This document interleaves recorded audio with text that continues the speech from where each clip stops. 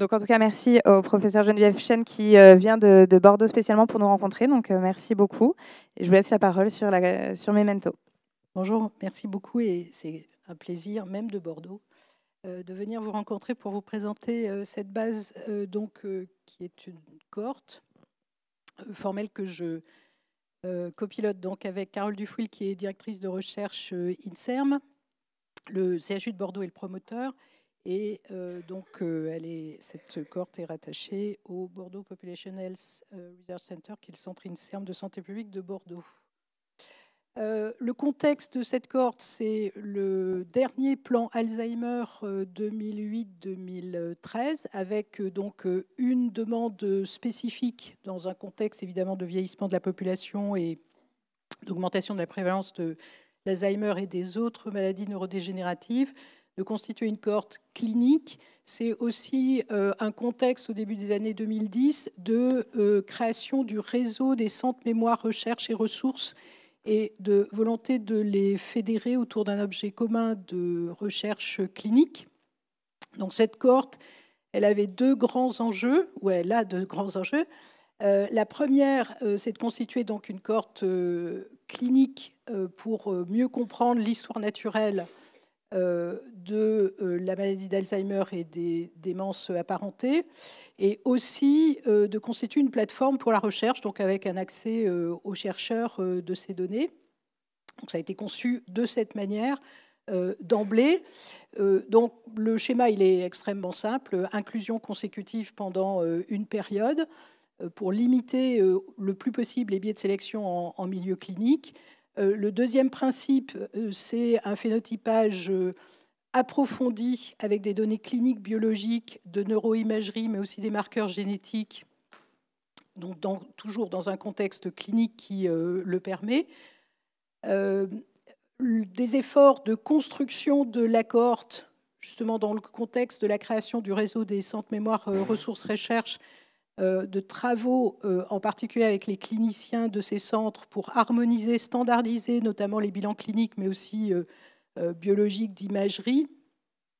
Et puis, évidemment, de notre côté, épidémiologistes et statisticiens, de renforcer l'ensemble des approches, en particulier statistiques, pour améliorer la modélisation et l'utilisation de ces données. Et donc, je reviendrai sur l'outil plateforme de recherche et comment on l'a résolu jusqu'à présent, jusqu'à ce que le HDH nous permette d'être inscrit au catalogue, puisque cette demande ou ce cahier des charges existait depuis le début des années 2010, quand on a créé la cohorte. Donc, c'est 22... On n'a pas fait exprès sur le nombre d'inclusions. C'est plus de 2300 personnes recrutées et suivies pendant 5 ans dans ces centres de mémoire, ressources et recherche. C'est des adultes de plus de 60 ans qui ont, donc, à des phases précoces, c'est-à-dire qui ont soit de très petits difficultés cognitives, et pas seulement de la mémoire d'ailleurs, c'était un choix d'emblée, ça peut être des fonctions exécutives, ça peut être du langage. Donc l'idée n'était pas de se focaliser sur un signe cognitif en particulier, mais le fait qu'il soit vraiment assez modéré. Et le deuxième critère d'inclusion, c'était d'avoir des plaintes cognitives isolées. Donc, ils ne sont pas dément à l'inclusion. Et donc, dans le cahier des charges, l'idée, c'était de pouvoir inclure des personnes qui acceptaient d'emblée d'avoir une IRM et une prise de sang qu'on pouvait conserver dans une biotech, si bien que, évidemment, ça va vous expliquer les taux que je montrerai d'adhérence à ces deux critères. Donc, vous voyez que la cohorte, les patients de cette cohorte ont été recrutés globalement sur toute la France. C'était le premier réseau des centres mémoire, ressources et recherche. Et donc, le bilan, volontairement, il a été très complet. Avec, donc, je pars de la gauche vers la droite, et tout ce qui est en vert, signalé en vert, c'était un bilan. C'est un bilan qui est fait tous les 6 mois et puis ensuite tous les ans, à partir de la deuxième année, et puis ce qui est souligné en jaune, donc l'imagerie et les échantillons de sang et le prélèvement de liquide céphalo-rachidien, c'est tous les 2 ans. Et donc toutes ces données sont recueillies été recueillies d'emblée sur un CRF électronique. Électronique, j'y reviendrai juste après. Donc, de gauche à droite, un bilan clinique extrêmement complet, d'imagerie également complet et à l'état de l'art, et puis également un certain nombre de questions et de données à la fois sur la dimension sociale ou socio-économique qui décrit ces patients, et également quelques données sur leurs aidants. Donc le circuit de données, c'est un circuit classique de cohorte, voire même d'essais cliniques, mais c'est clairement une cohorte d'observation. Donc je vais essayer de le... Voilà. Les centres cliniques remplissent les données qui vont dans le cahier électronique des données et rejoignaient les inclusions et le suivi à 5 ans sont terminés. Donc rejoignez cette base de données centrale. Et puis, par ailleurs, les données d'imagerie allaient pour une lecture complètement standardisée et centralisée au CATI, qui est le centre d'imagerie pour l'Alzheimer de Paris-Saclay. Et puis, les échantillons biologiques ont rejoint 2 biobanques, donc une biobanque principale et une biobanque miroir. Et puis, donc, ces 2 structures ont permis d'ajouter un certain nombre de mesures qui elles-mêmes rejoignaient la base de données centrale.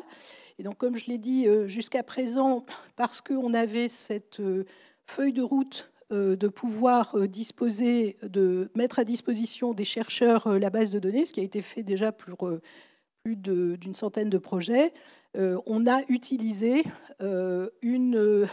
une plateforme anglaise avec toutes les autorisations de la CNIL, évidemment, et l'accord du promoteur, parce qu'on n'avait pas d'équivalent en France, et qui a donc mis à disposition, sur les mêmes modalités que ce que vous avez donné pour le HDH, donc dans une bulle sécurisée, l'ensemble des données à ces chercheurs.